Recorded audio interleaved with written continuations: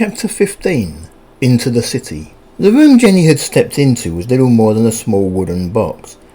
It had two narrow sides just wide enough for her to stand without rubbing either of them with her shoulders.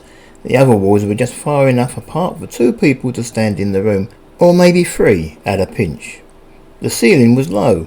It was about the same height as the escape passage, which meant that it was just high enough for Jenny to stand upright without banging her head. This was a room that was in constant use. The smell of horse was strong here, and it was mixed with the smell of grain. There were feed bags lining the walls of the small room, hanging from nails. Having climbed out of the hole, Jenny walked to the other end of the room so that a second person could join her. It seemed to get very dark the further she got from the hole. Even here, the only source of light was that emanating from the prince. The king climbed out of the hole after Jenny. With the two of them in the room, there wasn't enough space for anyone else to join them. The king, being just a little bit taller than Jenny, did have to stoop a little. I think my ancestors must have been quite a bit shorter. Quite, Jenny agreed. Where do we go now? She tried the wall in front of her, but it was almost solid. There was just enough given it to suggest that it might actually be some kind of door. But there was no latch, no handle. There seemed to be no way to open it from this side. Looks as if Marlowe has had a few alterations made, the king commented. This door is supposed to open outwards. Marlowe? Jenny asked. Yes, the king affirmed. Marlowe? Marlowe, are you there? There was no reply. Who is Marlowe? Jenny asked. We should be at the royal stables, the king said. Hence the strong smell of horse. The royal stables? Jenny replied, a little shocked. We can't be. We were walking for miles. I said the royal stables, not the palace stables, the king corrected her. It's a public stables that has been sponsored by our family ever since the city was first built. Back then it was located right next to the outer wall of the city, so the ruler could make a quick escape should his palace ever come under attack. That was way back in the Dark Ages though. I never dreamed in this day and age that I would be the one to need it. So we should be close to one of the outer walls, Jenny suggested. No, the king replied. The city has grown very large since then. We're a long way from the outer wall now. Then he shouted, Marlowe! I assume this Marlowe is the current owner of the stables, Jenny asked. He is, the king replied. Marlowe Grizzle. Unless he has died, then the stable might be in the hands of his son. Where is that man? He resumed shouting. Marlowe, come on. Your king is getting impatient. Do you think Marlowe even knows about the escape tunnel? Jenny asked. He should, the king replied, indicating the feed bags. It's also why his family has allowed continued ownership of this place. He should be here. Marlowe! Jenny called loudly. Marlowe! The king echoed. We can't stay here all day, Jenny commented. I need the sword. The sword? The king said. Oh yes, I believe my son has it. The king turned around and called down the hole. Goatee, I need the sword. Can you pass it up? It took only a few seconds for the prince to hand the sword to the queen, and the queen to pass it to her husband. The king smiled. Then he turned back around so that he was facing Jenny and said, Maybe I'd better do this. Be my guest, Jenny said. She squeezed herself as tightly as she could against one of the walls, but it was no good. There simply wasn't enough space in this tiny room for the king to squeeze past her. After close to a couple of minutes, accompanied by grunts and groans from both Jenny and the king gave up and took a step back. He handed Jenny the sword and said, I guess you'd better do it. Jenny took the proffered sword and looked at it as if startled that the king would even consider allowing a woman to wield such a thing. Then she turned her attention to the wooden wall at the far end of the room from the metal grate. It was dark at this end of the room, and she was closer to the wall than she would have liked, but with the king right behind her she didn't have any room to take a step back. On the other hand, she had spent years training in the use of weapons such as this sword. Jenny attacked the wall with vigour. Before too long she had cut a small hole into the wall, and a short while after that she had expanded the hole so that it was big enough for her to climb through. Jenny handed the sword back to the king and then climbed through the hole. She was definitely standing in some sort of stables.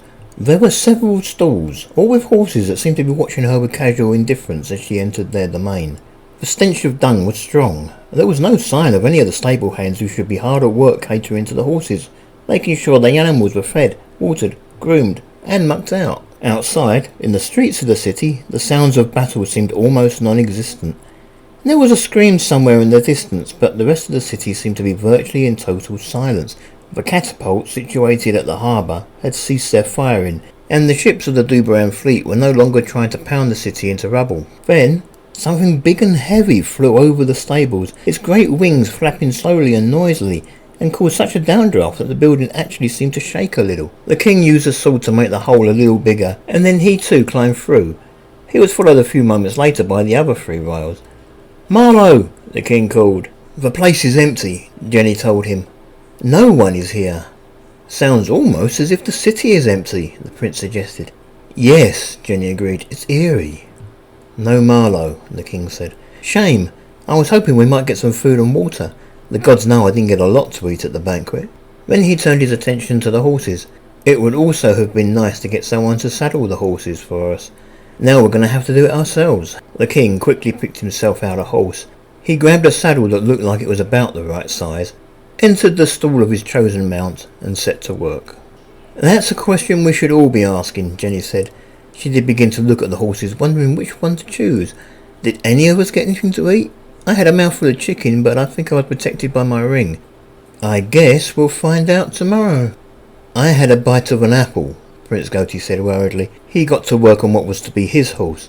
"I too only got a bite of an apple," the king offered. "That should be all right," Jenny said confidently. She directed her answer mainly to the prince. "I've been thinking seriously about this ever since I saw you take that bite. In order to enchant the food, the elves have to prepare it in some way. I don't see how they could prepare something that grows on a tree. Not if they offer it whole, anyway." "I hate to say this," the prince commented, "but you aren't sounding all that confident." "I'm not," Jenny replied. "I'm not confident about any of us. This is elven magic. How do I know what they might have done to the food?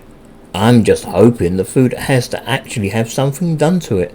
For all I know, they sprinkled something on the outside of the apple, and you'll be just as much a slave as I will if my ring hasn't protected me." "I guess we'll find out tomorrow," the prince commented.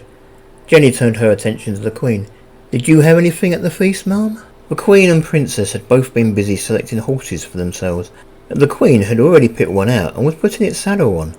"I had a little wine, but I hadn't eaten anything. My husband and I were too busy conversing." "Again, I feel that should be fine," Jenny said. "If you know for sure that the wine was from your husband's own cellar, then there shouldn't be a problem."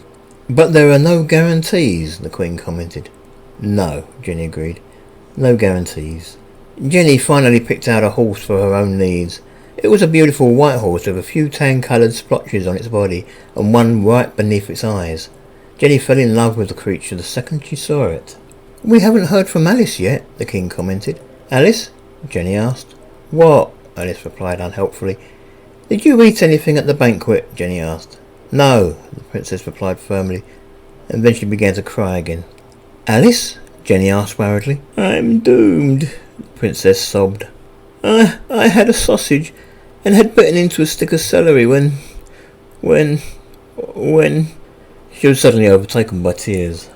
"I'm sorry, but one sausage? I don't think that will have much effect." Jenny knew that she was lying in this case. She knew that just one bite of elven food was enough to enslave the mind. An entire elven sausage would definitely do the trick. "Guess," Princess Alice sniffled. She tried to force a smile. "Guess we'll find out tomorrow." Then her tears came back with a vengeance. Alice was crying for a full minute before she suddenly stopped and screamed out, "I miss my sister." "I'm sorry," Jenny replied sadly. "Come on, let's get these horses saddled and on our way." Daffodil, sweetie," the prince called. "Could you do me one small favour before I climb on my horse?" "Perhaps," Jenny replied. "If you stop calling me Daffodil, what do you want?" The prince raised his arms to his side and then pointed to himself with his fingers. "Could you maybe turn off this fluorescent effect?" Jenny laughed. "Sure, I'll be right over." The king was the first to get his horse saddled. He mounted the beast and then he sat there for a moment. It took him only a matter of seconds to realise that there were no stable hands to open any of the doors for him, and he was going to have to climb off his horse again and do it himself. The king dismounted and led his horse out of the stall and over to the large stable door. It didn't take him long to get the doors open, but by the time he was back on his horse, the other 4 royals had finished saddling their horses and were ready to follow his lead out of the stables. The scene outside the stables was quite a nightmare. Several of the city's buildings had been reduced to rubble, and many others had been badly damaged by the onslaught from the Duberan Navy. What was worse, there were harpies perched on the rooftops of some of the surviving buildings. Some of the harpies were alone, while others had gathered in small groups, but all of them were hunting, scouring the streets below for any kind of movement. For the most part, they seemed to have selected posts that sat on the intersection of 2 or more major roads. They were everywhere. The elven soldiers brought over by the Duberan navy couldn't have had time to fully disembark yet, but the harpies were already here, and by the look of it, they were guarding every corner of the city. Then, before Jenny's eyes, a harpy on a rooftop about 2 streets over suddenly left her perch and dived for something she had seen in the street below.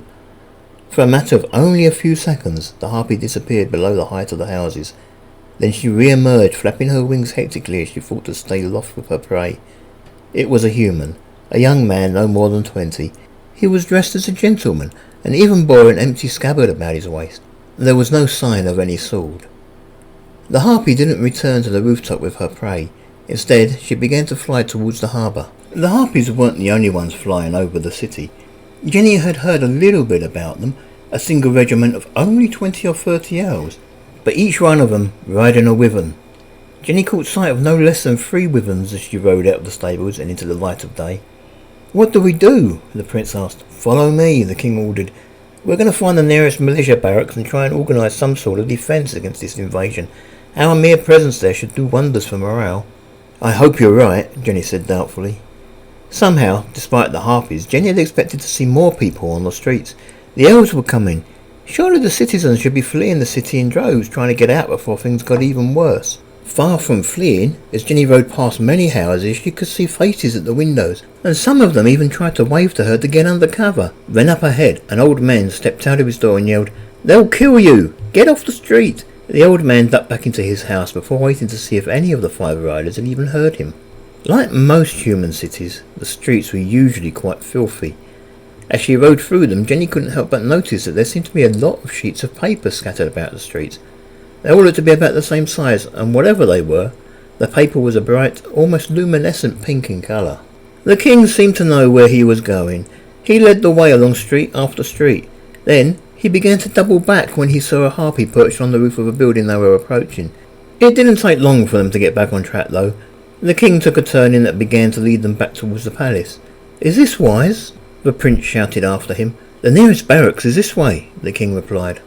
There was a sudden swoop of wings from just above. The harpy had seen them and was pursuing them. Jenny glanced round quickly. She saw the creature and spurred her horse to even greater speed, but she knew it was no good. In the narrow streets of the city, her horse simply couldn't provide the necessary speed to outrun the harpy. Then the beast struck. It wasn't after Jenny. Instead, it plucked the queen right out of her saddle and was flying back up with her before anyone else seemed to even realise they were under attack. "Delina!" the king screamed. He pulled his horse to a stop and tried to reach up and slash at the creature, but it was a waste of time. The harpy was already well on her way. The king stopped his horse, triggering all the others to do likewise. All 4 of them were in shock at this sudden turn of events. "Mother!" Alice screamed. She began to cry again. "Mother!" the prince called. And then he shouted, "Please, not you as well!" Jenny rode up alongside the prince and did her best to comfort her husband. Alice couldn't hold back the tears as she asked, "Where are they taking her?" "Back to the harbour," Jenny said, judging by the direction the harpy flew. She was still alive. "Maybe we could rescue her," Princess Alice suggested hopefully. "I'm sorry," Jenny replied, "but the harbour is full of elves, and there'll be a full village holding your mother. There are 4 of us, and we have but a single sword between us. There's nothing we can do." The prince looked as if he was about to make a suggestion, but then he changed his mind and just nodded instead. "I'm sorry, sweetie, but our mother has had it." What do they want with my mother?" Princess Alice questioned, her tears making another comeback. Jenny glanced round at the young princess, but she couldn't bring herself to answer the question. How do you explain to someone that harpies are carnivores, and that their mother is almost certainly going to be eaten?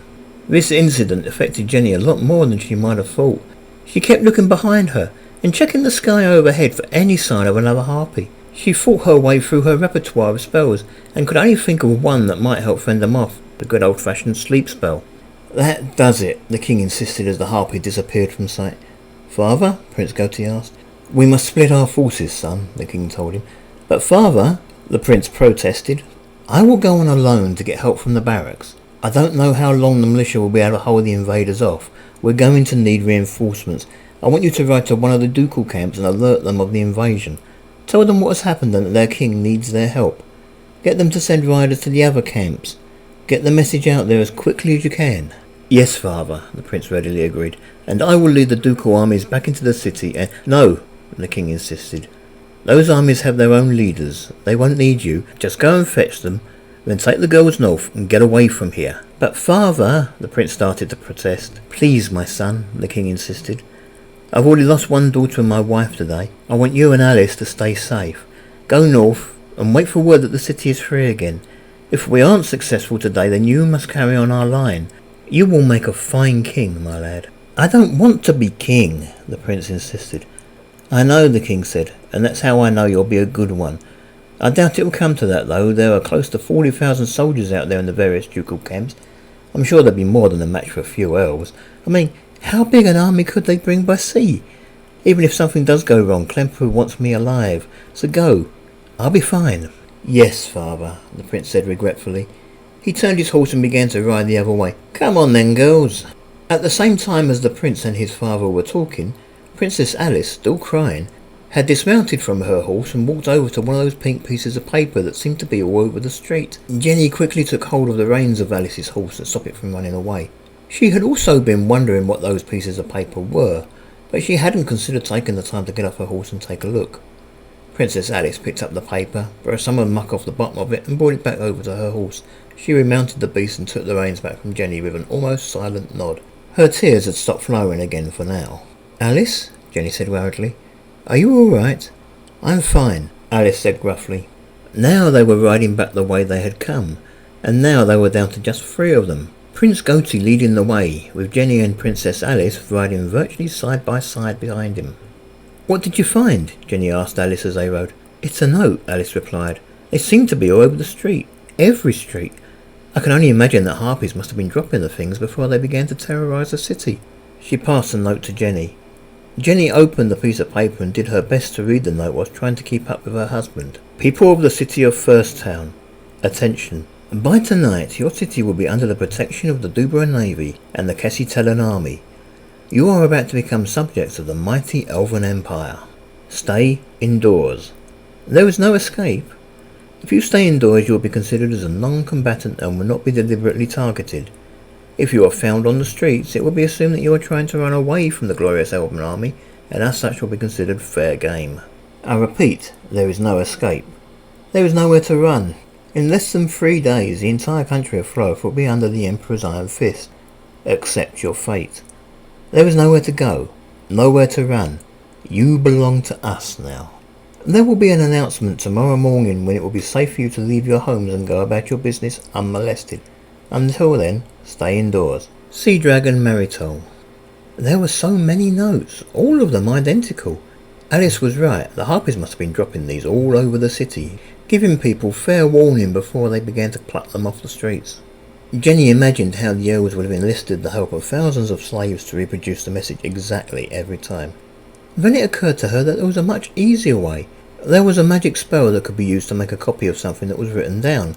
A more powerful version of the same spell could easily have been employed to produce so many identical leaflets. Jenny scrunched up the note and chucked it over her shoulder.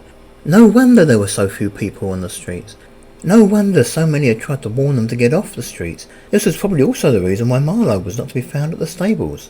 "What's a sea dragon?" Princess Alice asked. She sniffled a little, but she didn't start to cry again. "I don't know," Jenny replied. "It sounds like a rank, probably a naval rank. Sea Dragon whatever his name was. It's probably our equivalent of an admiral." The prince continued to lead the way. He kept as much as he could to the narrow back streets of the city. As he rode, he kept his eyes on the rooftops overhead, but it wasn't easy. Some of those buildings had oddly shaped roofs, and it was only when they were virtually below some of these buildings that it became clear that there was no harpy perched there. Jenny, having divested herself of the note, was also keeping a close eye on the rooftops of the buildings on either side of them. More than once she saw a harpy fly across the gap carrying a human in her claws, heading towards the harbour. Also, on at least one occasion, a harpy flew across the gap between the buildings empty-handed. Knowing the excellent hearing that harpies had, it was hard to believe that the creature hadn't heard them, especially considering how loud horses' hooves were on the cobbled streets. But there was no pursuit. After a couple of minutes, Jenny felt it was safe to relax a little. certain that there wasn't going to be any pursuit, not from that harpy anyway. The prince finally took them to the wide avenue that led to the gates. This was the most dangerous part of their journey, where they had to leave the relative safety of the back streets and ride down one of the main roads, a road that was almost certainly being watched by harpies. As the prince entered the main road, he pulled his horse to a stop, his head glued to the sight up ahead.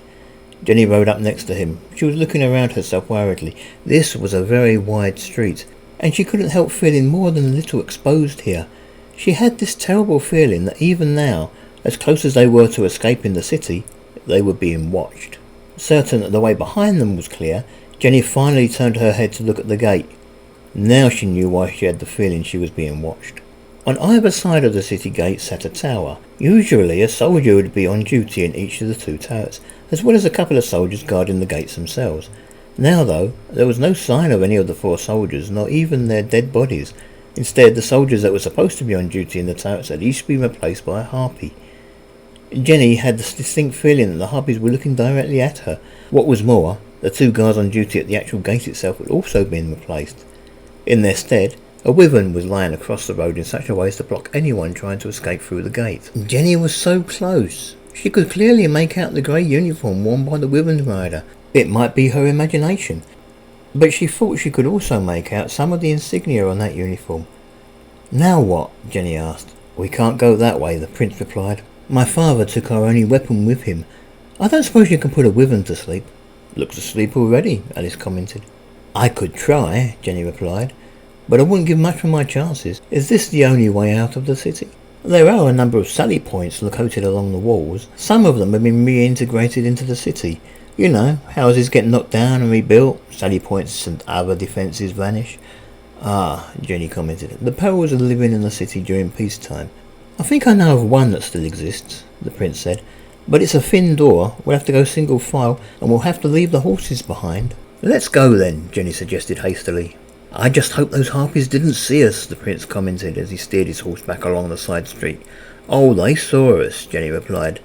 I think they have orders only to stop anyone from leaving the city. They would have attacked if we'd approached the gate. Now that we've changed direction, they'll leave us to their sisters. I hope you're right, the prince commented, sounding very unsure. So do I, Jenny replied. She felt as doubtful as he sounded.